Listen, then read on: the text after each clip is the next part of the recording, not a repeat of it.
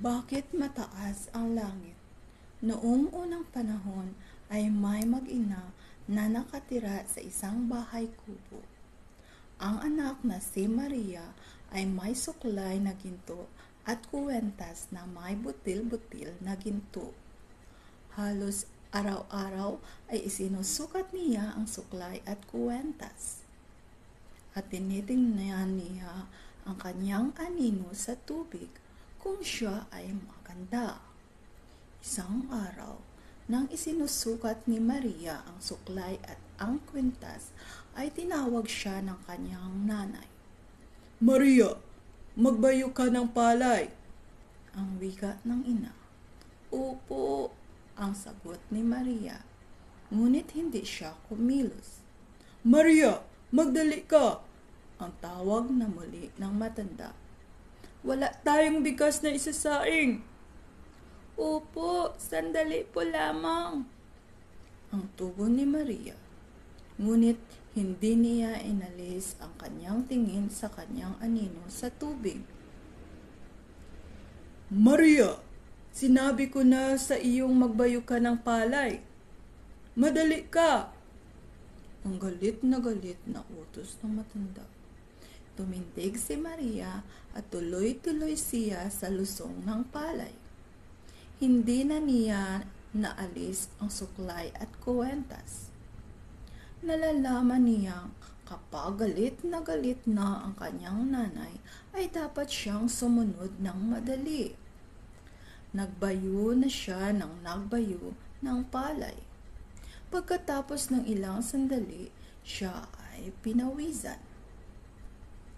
Napupuno ng pawis ang aking kwintas, ang wika ni Maria sa kanyang sarili. Hinubad niya ang kwintas, inalis ang kanyang suklay.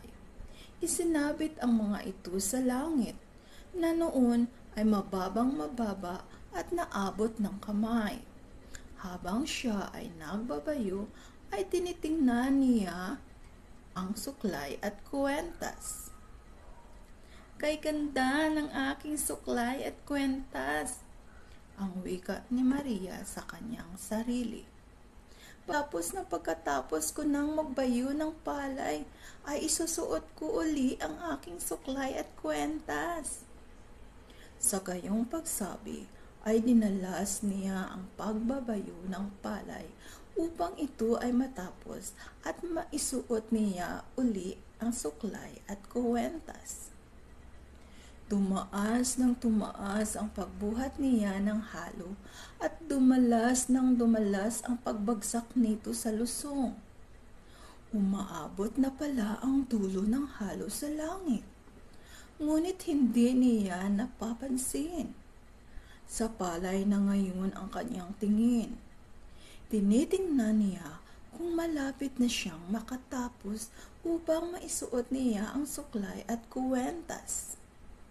Itinaas pa niyang lalo ang pagbuhat ng halo upang lumakas ang pagbagsak nito sa lusong at nang madaling mabayo ang palay. Sa bawat pagtaas pala niya ng halo ay bumubunggo ang halo sa langit at sa bawat bunggo naman ay tumaas ang langit. Nang mapuna ni Maria ang nangyayari ay mataas na ang langit. Tangay-tangay ang kanyang gintong suklay at kuwentas na hindi na niya maaabot ang mga ito. Tumaas ang langit. Tumaas din ang suklay at kwentas. Noong gabing yaon ay umupo si Maria sa may bintana at tiningnan niya ang langit na ngayoy mataas na. Hinanap niya ang kanyang suklay at kuwentas. Naruroon ang kanyang gintong suklay at kuwentas at siya'y naging buwan. Ang mga gintong butil-butil ng kanyang kuwentas at nagkahiwa-hiwalay at siya namang naging mga bituin. Lalong maganda ngayon ang aking gintong suklay, ang wika ni Maria sa kanyang sarili. At anong kinang ng mga butil ng aking kuwentas? Aral. Kung may ginagawa kang isang bagay, ay gawin ito ng may kaayusan at huwag magmadali. Sumunod ka agad sa pinag-uutos ng magulang upang hindi mapagalitan. Mag-focus sa anumang iyong ginagawa upang matapos mo ito sa tamang oras. Sana nagustuhan niyo ang aking kwento. Hanggang sa susunod!